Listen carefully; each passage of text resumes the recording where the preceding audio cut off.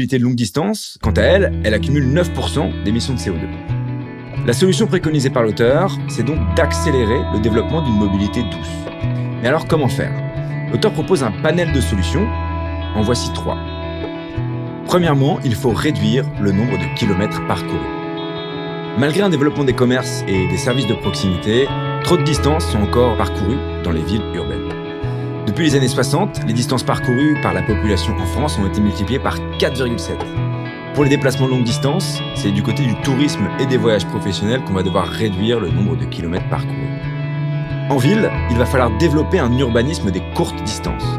Autrement dit, votre boulanger, votre poissonnier et tous vos services indispensables doivent être à portée de vélo ou de marche à pied. Le centre-ville, qui est de plus en plus absent dans certaines communes, doit retrouver sa place et il doit devenir un atout pour réduire les distances parcourues. En ce qui concerne les déplacements de longue distance, le mot d'ordre est au tourisme local. Ce qu'il faut, c'est recréer de l'attractivité pour le tourisme français et européen. Ça permettra notamment de réduire les voyages lointains. Ces voyages, c'est ceux qui nécessitent des transports très gourmands en CO2, comme par exemple l'avion. L'État, évidemment, devra jouer un rôle majeur pour y arriver. Comment ? En étant un vecteur de promotion du tourisme local et en soutenant les territoires pour gérer les flux touristiques. Ensuite, il faut valoriser des modes de transport moins émissifs en CO2. Dans les villes, la voiture impose un règne sans partage. 65% des déplacements locaux sont réalisés en voiture pour 83% des distances parcourues. Pour les trajets longue distance, c'est évidemment l'avion qui séduit avec des arguments qu'on peut pas contester, sa rapidité et son confort. Alors malheureusement, ces deux modes de transport sont parmi les plus émetteurs de CO2. La voiture est responsable de 20% des émissions et l'avion compte pour 9% des émissions. L'objectif est donc de développer une offre de transport qui rende facile et pratique l'utilisation de la mobilité douce. Par exemple, si votre lieu de travail est à moins de 4 km, privilégiez la marche à pied. Pour vous faciliter la tâche, il faut multiplier les zones piétonnes disponibles. Si votre lieu de travail est à moins de 7 km, enfourchez votre vélo et arpentez des pistes cyclables sûres et aménagées. Pour les plus longues distances, il va falloir privilégier le covoiturage et les trains. Ces nouveaux modes de déplacement nécessitent des aménagements, évidemment, notamment pour les trains. Les trains doivent être rendus plus confortables parce que les trajets durent beaucoup plus longtemps qu'en avion. En fait, l'idée, c'est de vous faire oublier le temps de trajet et rendre le voyage aussi agréable qu'un vol long courrier. La troisième solution, c'est d'électrifier le parc automobile. Le secteur automobile est encore trop dépendant du pétrole. Dans une société qui s'affranchit des énergies fossiles, il va donc être indispensable de faire appel à d'autres sources d'énergie pour la voiture. L'électricité est la réponse la plus évidente à cette problématique aujourd'hui. La transition énergétique du parc automobile va s'opérer en ville par une augmentation des bornes de recharge. On en voit, comme on l'a vu, fleurir un peu partout. Sur les autoroutes, des systèmes d'électrification par caténaire permettront aux camions et aux autocars de se recharger rapidement. Bien entendu, l'électrification du parc automobile, elle doit s'accompagner d'un soutien financier suffisant aux foyers pour leur permettre de faire l'acquisition d'un véhicule électrique. La cinquième idée clé est qu'il faut mettre en place une rénovation globale du parc de logements français.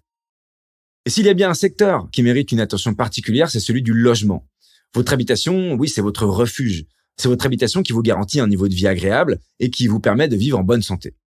Alors il est hors de question de perdre le confort et la stabilité que vous offre votre logement. Mais ce qui est important, c'est de prendre conscience des impacts du secteur sur le réchauffement climatique. Le secteur du logement, c'est un des plus gros émetteurs de gaz à effet de serre. Il est responsable de 12% des émissions sur tout le territoire. L'origine de ces émissions vient, entre autres, de l'énergie consommée dans chaque foyer. Le secteur du logement consomme 29% de l'énergie disponible en France. C'est énorme. Ce chiffre, il est causé par des logements parfois mal isolés et souvent gourmands en ressources, mais c'est pas tout. Sur les 37 millions de logements que compte le territoire français, près de 7 millions sont des logements vacants ou des résidences secondaires. Et ces logements, même s'ils ne sont pas occupés, ils consomment de l'énergie, notamment pour leur entretien. Il semble donc indispensable de développer une politique de rénovation globale du secteur. Et voici 3 propositions pour y parvenir. La première, c'est qu'il faut opérer une rénovation massive de la performance énergétique des logements. Les logements mal isolés et vétustes sont ceux qui émettent le plus de CO2. Et oui, ils consomment énormément d'énergie parce que leurs aménagements sont défaillants et laissent passer une grande quantité de cette énergie. D'ailleurs, c'est pour ça qu'on les appelle des passoires thermiques. Il faut mettre en place un chantier colossal mais nécessaire pour opérer une rénovation complète de l'ensemble des logements mal isolés du parc français. Il va falloir refaire les murs, les toitures, les sols ou les ouvertures. Le travail est titanesque. Les responsables locaux et les ménages devront évidemment être encouragés, via un soutien financier, à rénover plutôt qu'à construire des nouvelles habitations. Ça peut être fait par le biais de dispositifs fiscaux, par exemple. La suggestion suivante est de rendre la production de chaleur neutre en carbone. Ce qui consomme le plus d'énergie dans les foyers, c'est quoi ? Eh bien, c'est le chauffage. Pourquoi ? Parce que la majeure partie des foyers sont chauffés au fioul ou encore au gaz naturel. Et ces deux sources d'énergie sont des énergies fossiles.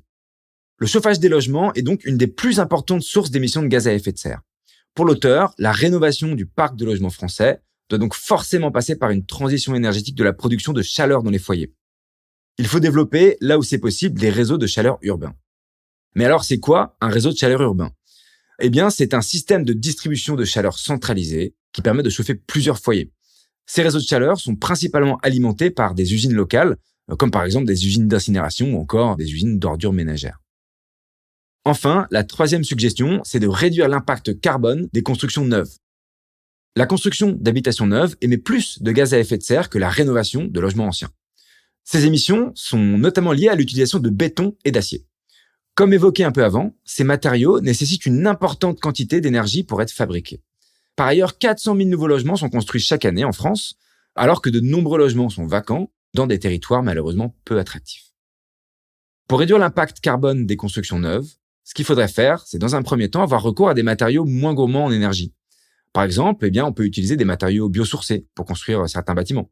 Ensuite, il faut réduire le nombre d'habitations neuves construites chaque année. Pour y arriver, il va falloir mieux répartir la population en recréant de l'attractivité autour des petites villes et aussi des moyennes villes.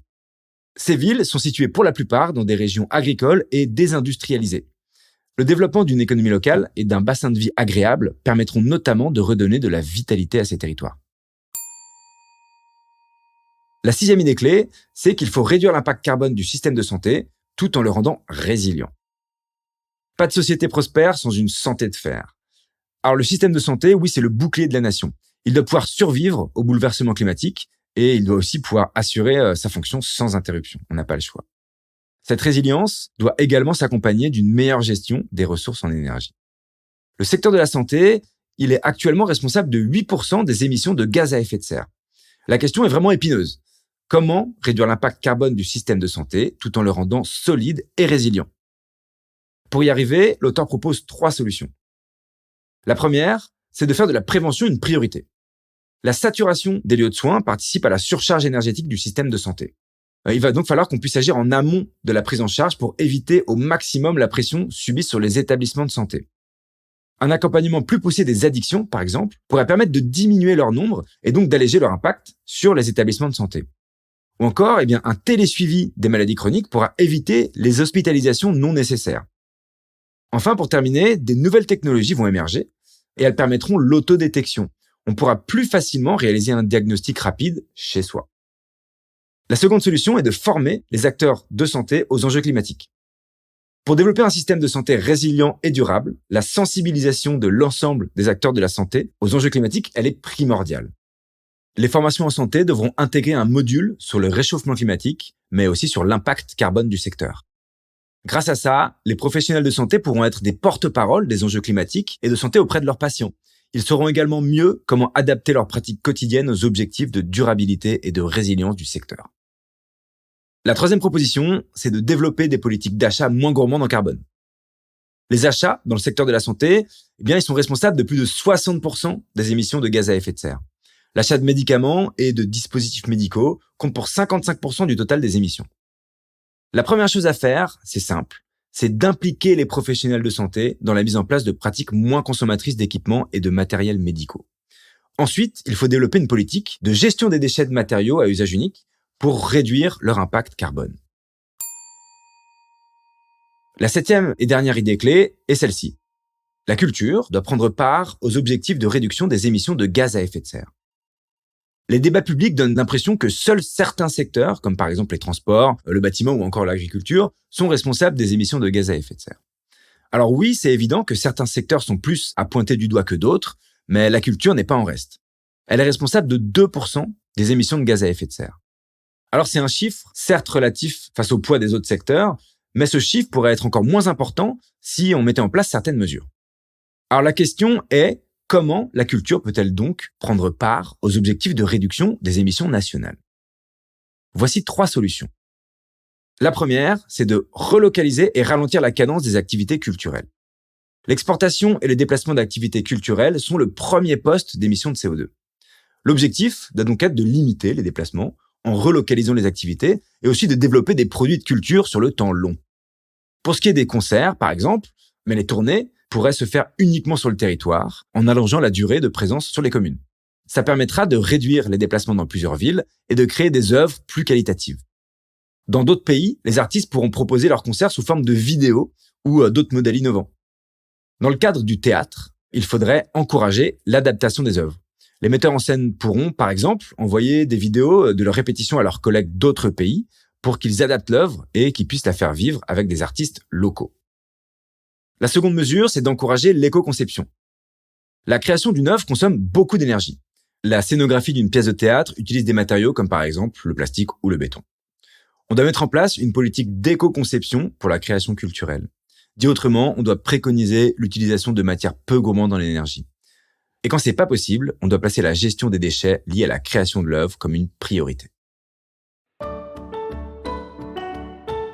En 2050, notre société sera entièrement décarbonée, elle sera respectueuse de l'environnement et elle nous offrira un avenir plus respirable. C'est en tout cas ce que propose l'auteur dans son plan de transformation de l'économie française. Pour y parvenir, notre société va devoir accepter de nombreux changements.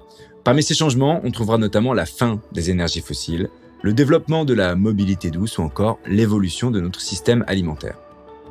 Si on veut vraiment y arriver, il va falloir enclencher dès maintenant des changements. Ce qu'il faut retenir de ce COUB, c'est que pour concilier économie et climat, il faut prendre conscience que tous les secteurs de l'économie sont concernés. La bonne nouvelle, c'est qu'il existe des solutions concrètes, chiffrées et mesurables pour chaque secteur. Pour aller plus loin, allez acheter le livre « Le plan de transformation de l'économie française » chez un libraire indépendant.